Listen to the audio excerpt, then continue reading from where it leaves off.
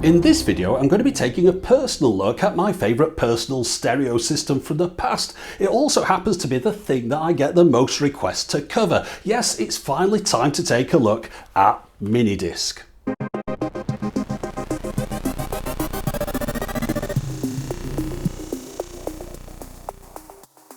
Now, I've made plenty of videos about old formats over the years, but I tend to focus on the more obscure ones. So when I started getting all these requests in to make a video about Minidisc, I was a little bit confused. You see, to me, it's not that unusual a format. In fact, there was a point in the early 2000s where everyone that I knew that used a personal stereo to listen to music on the go used a Minidisc. So I started looking up online thinking, why is everyone so fascinated about Minidisc? And I found out Minidisc was a flop. It was a failure. Nobody bought one. Or at least that's what it says online. There is an old adage that history is written by the victors. But in the case of tech history, it seems to be written by Americans because that's where most of the tech writers are based. And as far as the US is concerned, Minidisc never really happened. Despite Sony's best efforts, people just weren't interested in the format. In fact, I visited the US in 2003 and I went straight to the tech shops like I do in any country I go to see what they got available there that I couldn't get at home. And where I was expected to see Minidiscs, there weren't any. Instead, there were Sony CD Walkman, whereas in the UK, CD Walkman had come out, but nobody had really been that interested in them and they kind of faded away by that point. Most online retrospectives I've seen about Minidisc boil the whole thing down into just a neat little paragraph where they say the first year's sales were 50,000 and it faded away after a few years when other technologies took over. But that's not strictly true. That 50,000 number, that's just for the US, the market in which nobody really paid any attention to it. This is a product that was launched worldwide. But whatever the first year's number, they were lucky to get it because I'll show you the first year's product in a couple of minutes and it really isn't that enticing a prospect. It was only a year or two down the line when things really started to look up. Now, this is a product that wasn't just on sale for a couple of years though. Minidisc had about 20 years on the market. In fact, the best personal Minidisc machine came out 14 years after the launch of the first one. And there were over 30 different companies that brought out Minidisc devices and they brought out over 850 different devices. So something isn't quite adding up here. So what I'm going to do now is give you my perspective on Minidisc, a very personal one as to how it affected me, what I used over the years. So I'm not talking about the whole world. I'm not saying that everyone had this same experience, but I'm just going to tell you a little bit about mine. Now, before I made this video, I did another one about digital audio tape, and it might be worth watching that one first because it goes into quite a bit of detail about the opposition that Sony experienced in trying to launch a product into the US market that was able to make perfect copies of compact discs.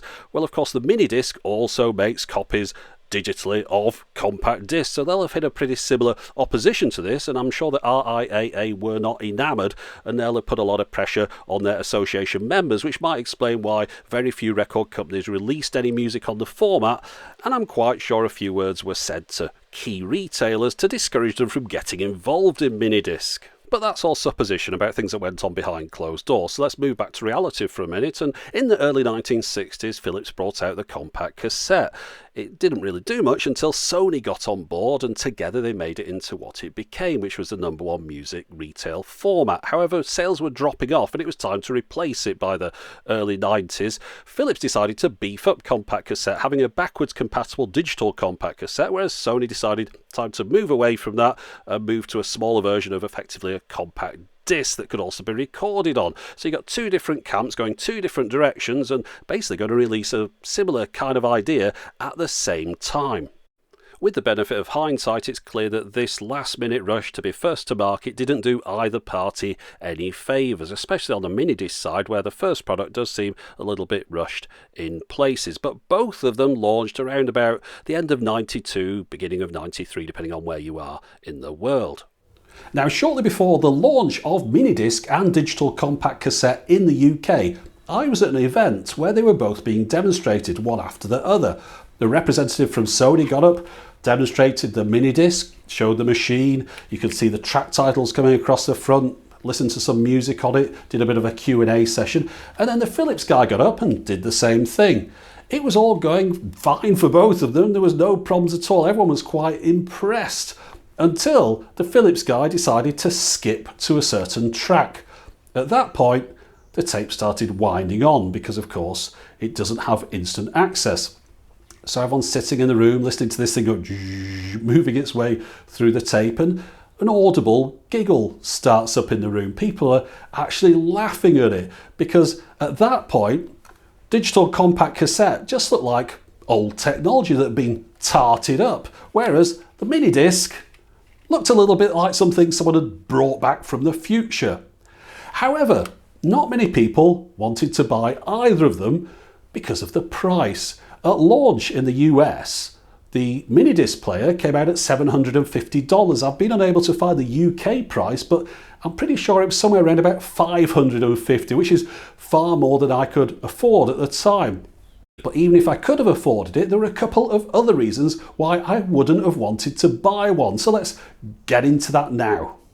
Okay, so this is the non-operational, sleek, palm-sized mock-up that Sony was showing around to reporters in the year or so before the launch of the Minidisc, and then this is what they actually delivered. This is the first Minidisc machine you could buy, the Sony MZ1.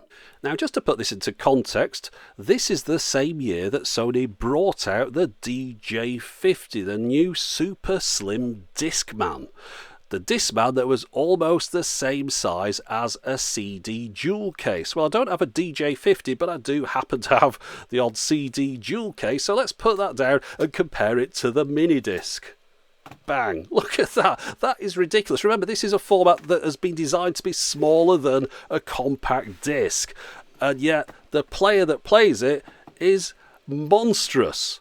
So I'm sure that many people thought the same as myself back in 1992 and decided just to carry on using cassettes. After all, you could fit one of these in your pocket. Now, of course, Minidisc did improve quite considerably over the years. In fact, the model I've got here on the right is the last in the range. So we've got the first on the left and the last on the right, the RH1. Now, of course, Minidisc itself didn't reduce in size over the years. The actual Minidiscs are the same throughout the standard ones and the high Minidisc that came later. It just shows you how much they were able to reduce down the size of the equipment that played them, though.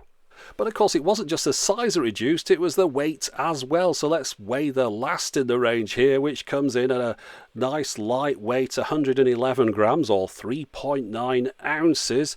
Right, let's try the big fella here, and he comes in as overload. He's too heavy for these scales. One at a time, please. That's 500 grams maximum on those, so we're going to have to get the kitchen scales out for this one. So popping it on here, we can see we're getting a reading now, 700 grams, which is getting on for £2. I mean, this is over 6 times the weight of the final machine. Of course, a lot of this is down to just overbuilding in a way. The whole thing is made out of metal, and it even has a motorised disc loading mechanism on the front, whereas, of course, the later machines were on a clamshell type mechanism.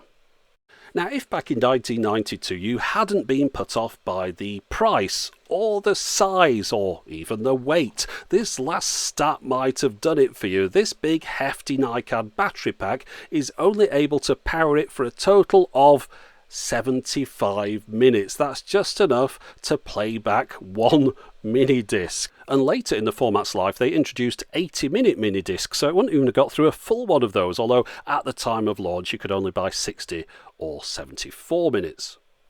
Now, whilst the first machines might not have been that attractive to buyers, that shouldn't diminish anything about the nature of mini-disc technology itself. It's actually quite impressive, not least of which is the ability to fit a full album of music on a much smaller disc. A compact disc of the time, a full one up to the maximum minutes, would have been about 700 megabytes in size, whereas an 80-minute mini-disc like this can only hold 160 megabytes. So of course you need to do something to get one onto the other, and it's through the magic of compression. The compression system that Sony used at the time worked on a ratio of about 5:1, and of course that was designed primarily to fit a 74-minute CD on a 74-minute mini disc. Now, the system they used was called ATRAC. And if there's anyone out there thinking, well, why didn't they just use MP3? Well, there's probably quite a lot of reasons why they didn't want to, but even if they did, they couldn't because it wasn't even out at this point. In fact, when Philips brought out their DCC at the same time, they were using MP1. Now, the idea of audio compression was new to many people at the time, so a lot was written about the potential impact that it could have on the quality of music reproduction. The compression worked on the principle that some sounds mask other sounds, which could then be discarded to reduce the overall size of the file. The problem is that Minidisc came out at a price that only hi-fi enthusiasts could afford, and those are exactly the people who don't like being told what they can or can't hear, so as a result, ATRAC got a bit of a bad reputation.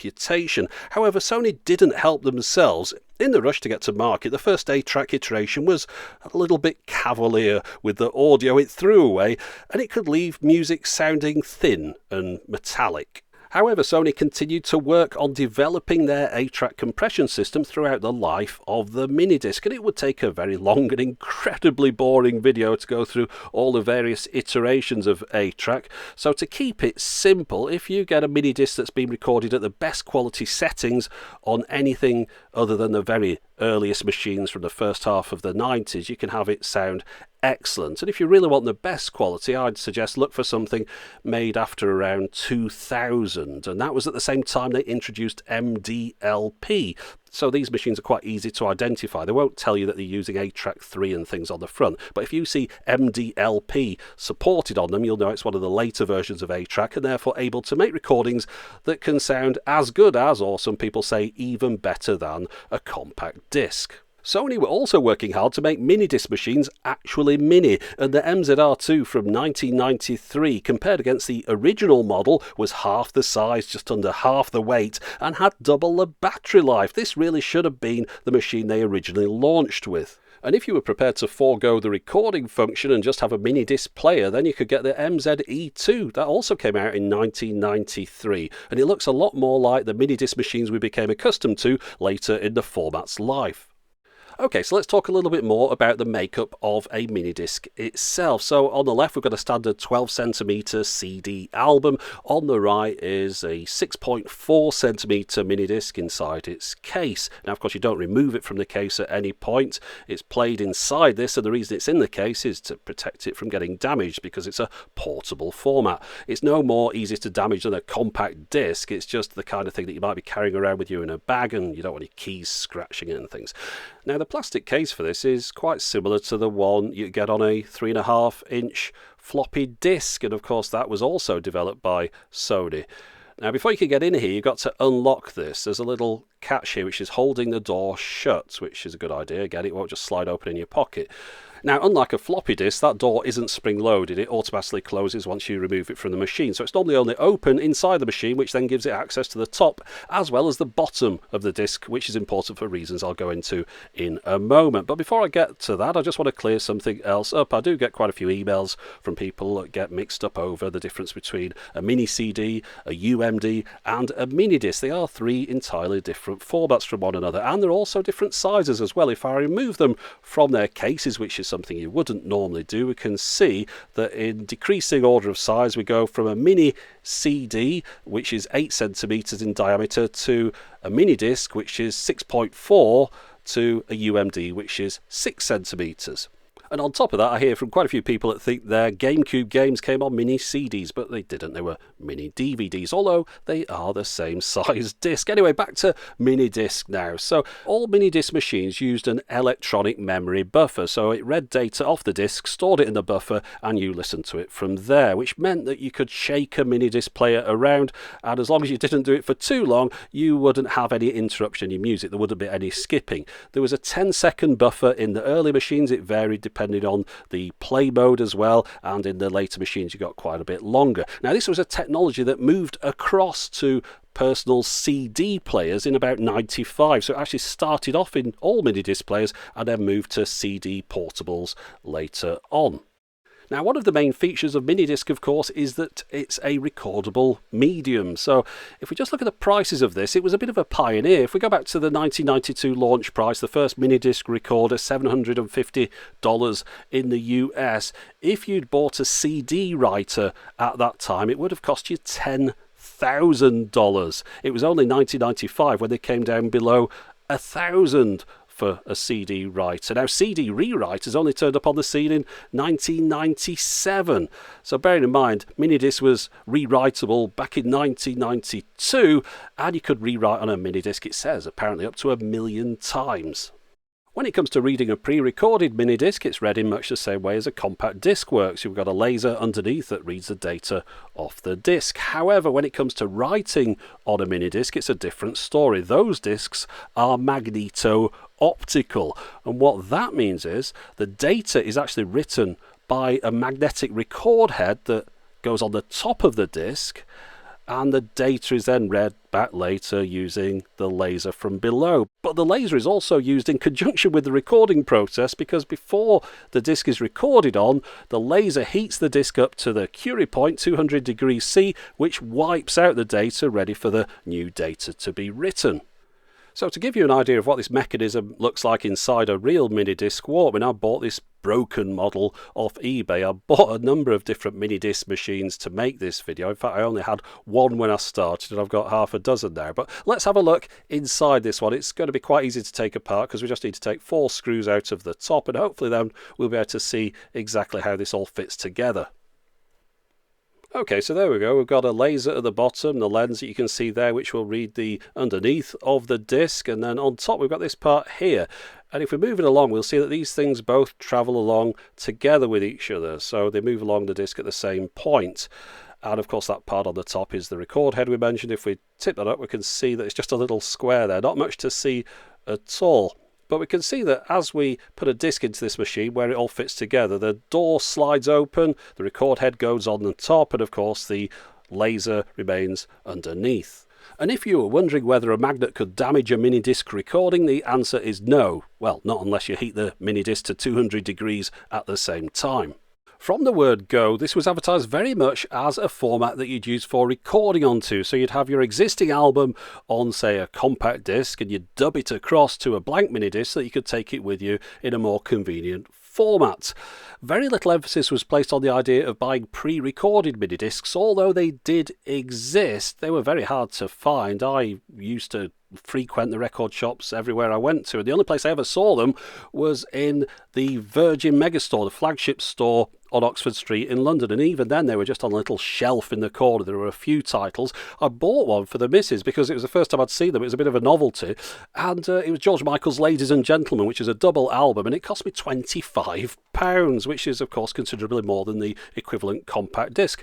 I was wondering whether these were more of a thing in Japan, but after I've recently looked through the Japanese auctions online, there are very few for sale there either, so I think it was probably at its height in Europe, and even then very few people bought them over here. Most of the titles were from Sony's own roster of labels, so we're talking about people like Columbia and Epic, and I mentioned in the DAT video that Sony bought music labels so that they'd at least have something to release on their own formats.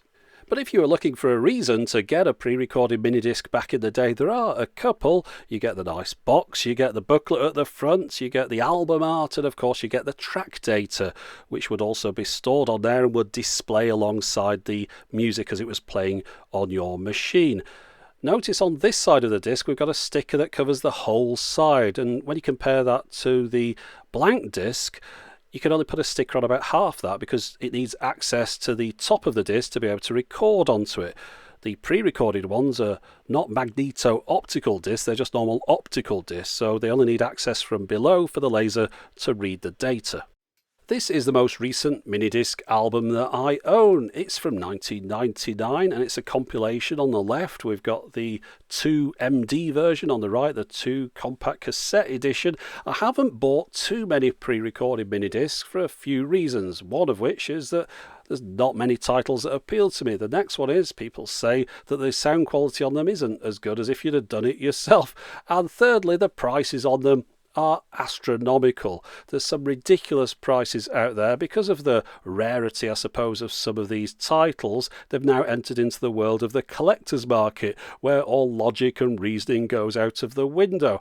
So rather than just buying the best quality you could as a lossless file or as a CD, you could spend 10 times that amount to get it on a mini disc. Right, let's get on to talking about some of the different Minidisc recorders and equipment that you can buy.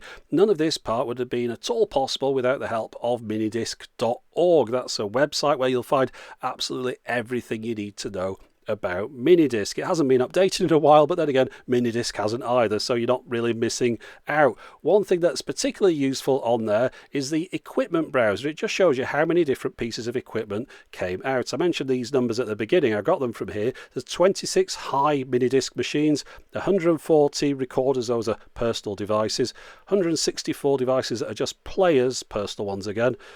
Decks, those are models for the home, 129 of those. Just look at all these numbers, look at all these manufacturers as well, all the different machines they brought out over about a 14-year period. If the product really had been the failure that it's just painted to be now, you wouldn't have brought out 30 different machines over a 14-year period. You'd have brought out one or two and then just given up. Now, even though I was interested in Minidisc from the very beginning, it was only in the year 2000 I bought my very first machine, which was this one. I've still got the box for it, but I don't know where the machine is anymore. I think I might have sold it to someone. I'm not entirely sure, but I found out it came from 2000 by looking on the minidisc.org page about it at the end of 2000. I remember buying it when it was brand new out. That was because it was the smallest machine available, and also it had MDLP, which is a new thing that had been introduced at the time. So the year 2000 and 2001 was a big sort of period for Minidisc. It started to appear back in the shops in the UK again. MDLP was introduced with a new version of the ATRAC codec, which enabled the Minidisc to record at lower bit rates with the same or similar sound quality. So LP2 doubled the length that you could record on one disc, and LP4 quadrupled it. I found LP4 affected the sound quality too much and I didn't like it. However, LP2 I couldn't really spot much difference at all, so I used that myself for recording most of my discs. The next year, Sony introduced NetMD machines, and these could be connected up to a PC, and you could transfer your files off the computer, whether they were RIP CDs or MP3s, and transfer them over USB to your Minidisc machines. Also, it would transfer across the track data. So if you ripped a CD on your computer, it would pull the track data down from the Grace Note database, add that to the file, so you get the nice track display showing on your Minidisc machine. Now, I didn't want to replace the machine I bought the year earlier, so I bought one of these for the missus on the proviso that I could use it to record any Minidisc we needed. Now, after I stopped using Minidisc, this was the only machine that I seem to have kept hold of. I found this one in a box, still with all the Minidiscs I recorded at the time, and I think I kept this one just in case I needed to play any of those back again. Now, one thing people often say about Net Minidisc and the way it worked is that, well, it didn't work for them. They seem to have a lot of trouble. There was a piece of software called Sonic Stage that you'd have to put on a Windows computer, and you'd also have to load in a thing called OpenMG, and you'd transfer your files across. People reported this software as crashing a lot, causing a lot of problems, a lot of issues. I never had any problems with it at all. Maybe I'm just lucky. I'm not saying everyone's wrong, but perhaps my PC was just perfect for running this piece of software, but it just worked fine for me. One thing people often point out is the fact that this software had this check-in and check-out system. Because of copy protection concerns, they only wanted you to be able to check a song out of it 3 times, as in put it in 3 different places. And once you'd gone past your limit of 3, they wanted you to put one of those back in before you put it out on another thing.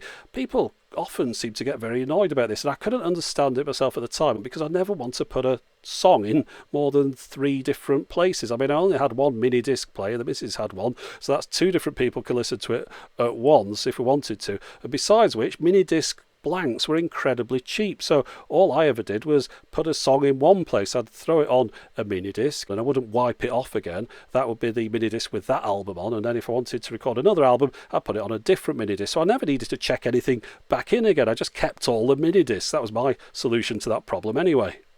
So I carried on like this until 2005 when I bought my first high MD machine. These had been introduced the year before, 2004, and the model I bought had been on sale since then, and when I got it, it was heavily discounted. I think it was about half price, so I couldn't really resist it. High Minidisc is almost a complete product relaunch. These new 1GB discs could only be recorded on or played in new High Minidisc compatible devices, although one of those new machines would also be able to record to and play back the earlier standard Minidiscs. Now, the high MD machine that I had at the time was absolutely gorgeous, and in a way I do regret selling it. However, at the time I wasn't all that upset because I managed to sell it on at twice the price that I bought it for in the sales, and I used that money to fund, yes, unfortunately, my first iPod. Now, the reason this particular model attracted me, it was the iPod 5th generation with video. It was the first time the price had come down to something slightly sensible, and it added in the ability to play back video, which is something I wanted to do. I wanted to watch video podcasts, and of course it held 30 gigabytes internally, which would have been 31 gigabyte mini disc to carry around on my person. So yeah, 2005 is the year that I got out of mini disc. Now, when I started thinking about making this video about 2 years ago, I only had this one Minidisc Walkman left. So I picked up a few additional models so that I can show them to you. One of the ones that I was fortunate enough to get a couple of years ago, before the prices went completely ridiculous, was this model. This is the MZR-H1. You saw it earlier on. It's a high minidisc machine. Many people consider it the pinnacle of the personal minidisc recorders. Came out in May 2006. It was on sale for about 6 or 7 years. In the end, it was primarily marketed as a professional recorder for people like reporters. But before I show you that, let's go right back to the beginning and have a look at this one in a little bit more detail, because I bought this as a broken machine. I just wanted a prop to be able to demonstrate the size to you in the video, but I was also intrigued as to whether I could get it working. When I plugged the power in the back, nothing happened. The battery couldn't be charged. Obviously, it's too old for that. But I found out if I put wires into the car mount, which is what that part is on the top, and then applied the appropriate voltage into that, I could actually get it to power up. So I was quite interested in actually seeing it in operation. So I've got the relevant voltage here, which is 10.5 volts, put into the back. I've got a pre-recorded mini disc here. Now, of course, this thing will only play standard mini discs. It couldn't play MDLPs or high mini discs, but we put this one in here and we can see it loads into the motorized slot there, and it does play. It does still work, which is very nice to see. It's a very over-engineered piece of equipment, this. I don't have any desire to carry it around with me, but it's good to see something like this working. Look at that, disc is inside, little eject mechanism on the front there. So yeah, good old Sony, still working kind of after all these years. Now, this particular model, the one I bought for the miss, is the MZN-707. This is a typical device of the era. You get a little cradle. You're supposed to have a little rechargeable battery that goes in the top there, or just use normal double A's. And one of these will give you, I think, somewhere around about 45 hours. Oh, there it is. 42 hours of playback. You can see at the bottom in one mode, or up to 56 if you're doing LP4, which is probably not really advisable because it sounds a bit ropey. Of course, they've always got these inputs and outputs. So you've got an optical line in, and then you've also got the headphone socket on the left there, as well as that USB socket on the right we saw earlier on. These headphone sockets always use one of these little inline remote control things with a display on it. They're always very nice to use, these. You can skip the tracks, stop them, adjust different things on the top, bass boost, stuff like that. You've got a clip there which clips it to your clothing, and you can unplug the headphones that come with it and replace them with some better ones if you want to. I remember back in the day that all my interaction with my machines was through a remote control like this. Very rarely would you get the machine out of your pocket, only perhaps just to change the mini disc in it. You could do everything from one of these controls. You could skip around the tracks, you could stop it, you could turn it off, and if you pull that end part out, it acts as a volume control. You had everything here that you needed, and it just clipped to the front of your jacket. A net MD machine like this nowadays can be picked up from anywhere from about £40, although you do want to make sure you're getting the correct remote control for it as well. The big disadvantage though nowadays is that any of the net MD or Sonic Stage software, whatever it's called, just isn't supported anymore. So I'm pretty sure it's unable to operate on any modern version of Windows.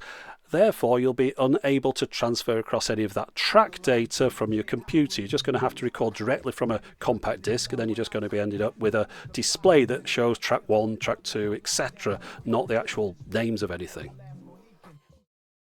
Now, here's an unusual little mini disc machine I found, designed more as a business recorder or a dictation device, but it also, of course, functions as a fully fledged mini disc recorder.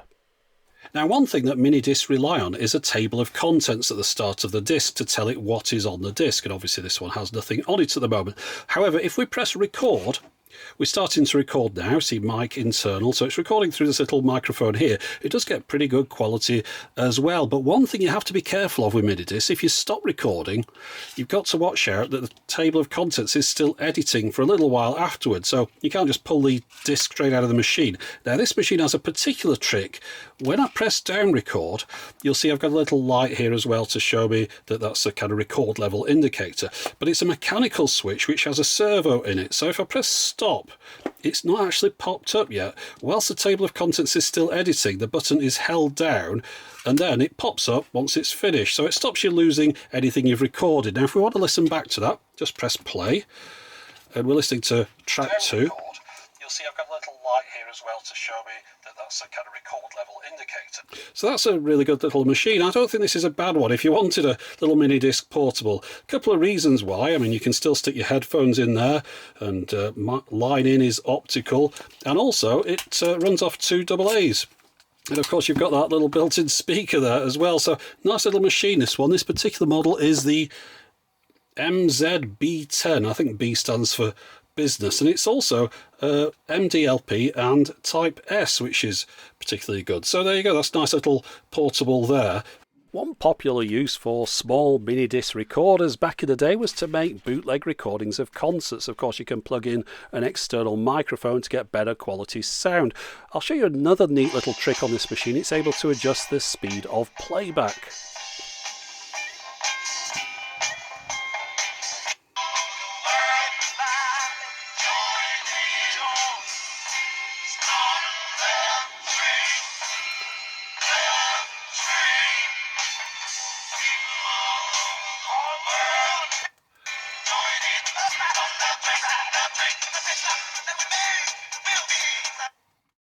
Okay, so it's time to move on to High MD, and I couldn't really make a video about Minidisc without showing you the first machine and the last machine, and the last machine is also perhaps the best machine. This is an absolutely gorgeous device. I got this brand new in its box. The box was a bit messed up, but the things inside were completely sealed and brand new. The only time I've got it out is to charge it up and demonstrate it here to you in this video, and it's gorgeous. That display on the end of there, that's a OLED display, very high resolution, nice and sharp.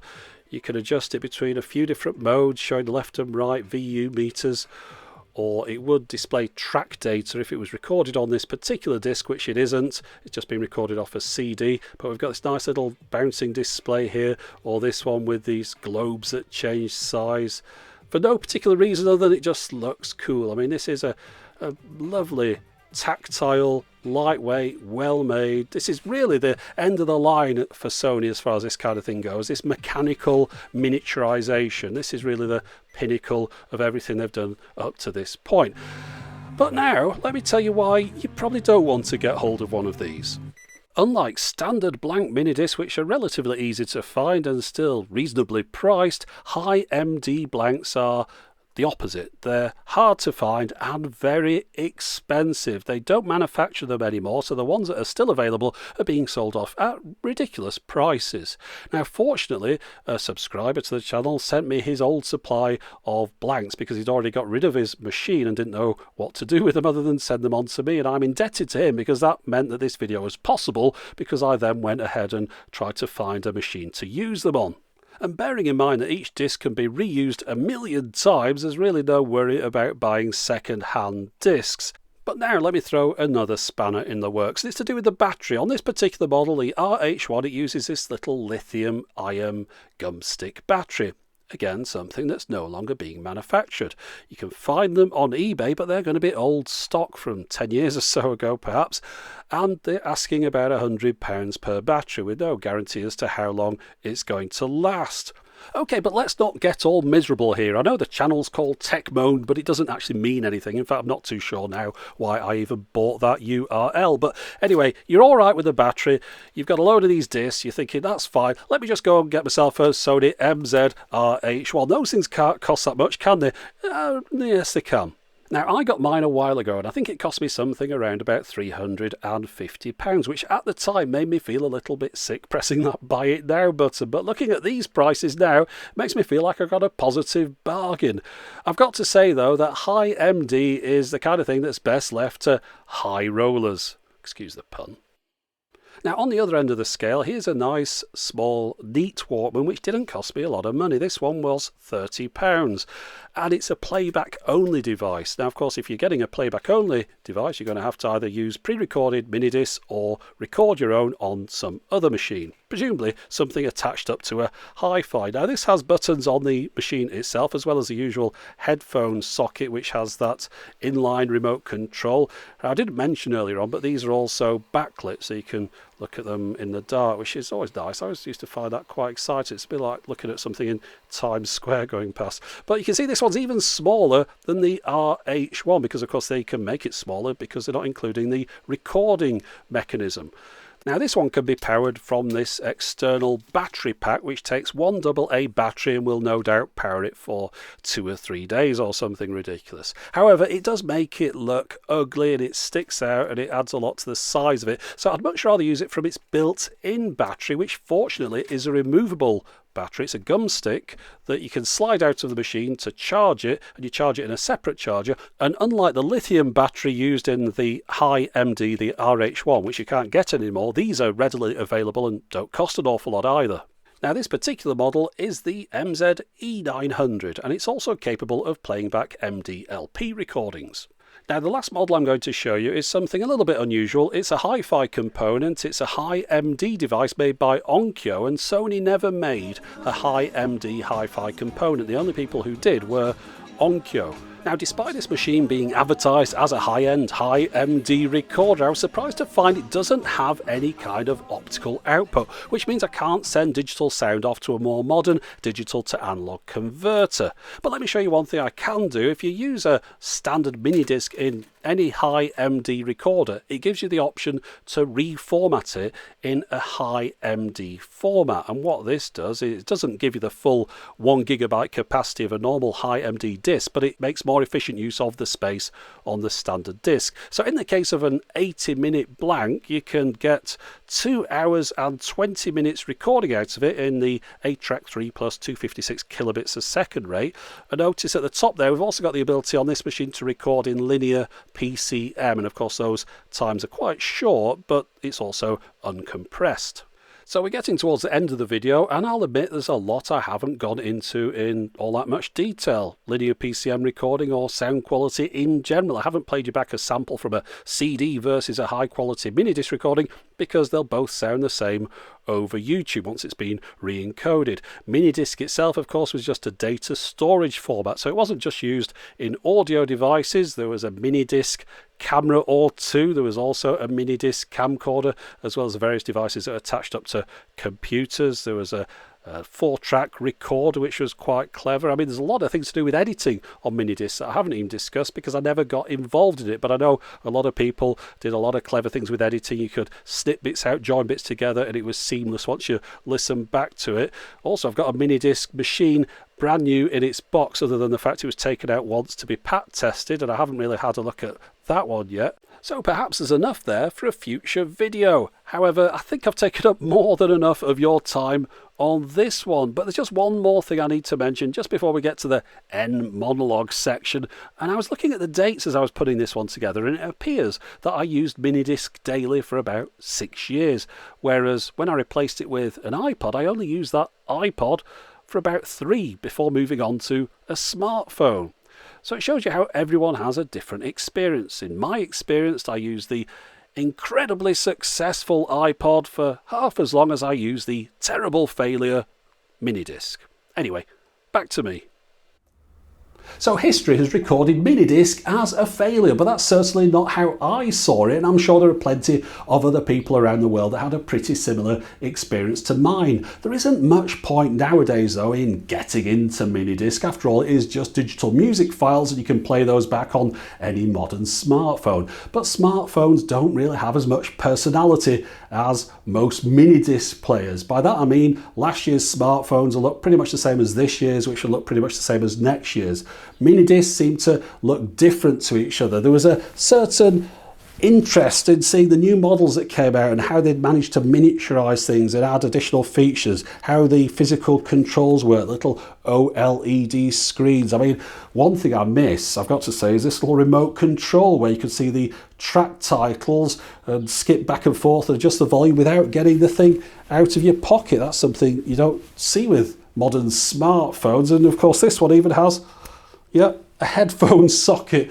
But for a device that is 11 years old, this thing doesn't really look out of date, but unfortunately it just holds 1 gigabyte, which is nothing in the modern age. So Minidisc has been and gone, but that's no reason to try and write it out of history. It did have a good 15 or so years when it was an actively sold and marketed and purchased product. For many people, it was the first time they bought a device that played digital music files that they could carry around in their pocket. And that's what history should show. Not a failure, but a pioneer. But anyway, that's it for the moment. As always, thanks for watching.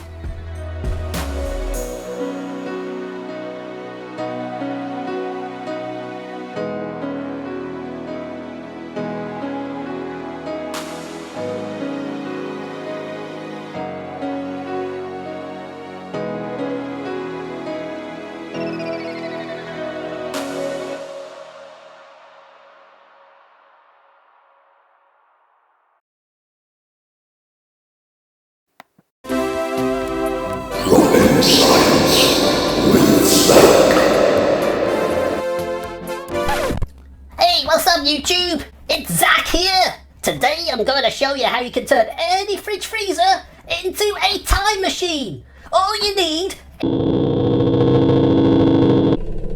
Oh, this video keeps stopping at the same point. Can you see if it works for you? It's because of that computer that you're using. Oh, not this again. Oh yes, you sheeple with your overpriced fruit-based computers. My sister gave me this. You upgrade every year whenever they add an amazing magical component that they've copied off someone else. I've had it for years. And then you go around telling everyone, look at me with my amazing magical computer, sitting outside coffee shops, drinking soya latte. It's never left the house, and the only person who seems obsessed with it is you. You bring it up every time you can. What's so great about your computer? Well, I don't blindly follow the crowd. I do what I want. I'm an individual. I run Microsoft Windows. I'm a cyber renegade, living life on the edge. Hey up, kids. What's going on? We're having an argument about computers. I was just asking a simple question, but he seems to be obsessed with the manufacturer of this computer. Flippin' heck, that's why I use Linux. I don't have a clue how to use it, but it's a way to gain the moral high ground in conversations like this. I was trying to watch this time machine video that everyone's going on about, but it just keeps freezing. Oh, I watched it earlier at my house. It was working fine. What browser were you using? Chrome. Yeah, me too.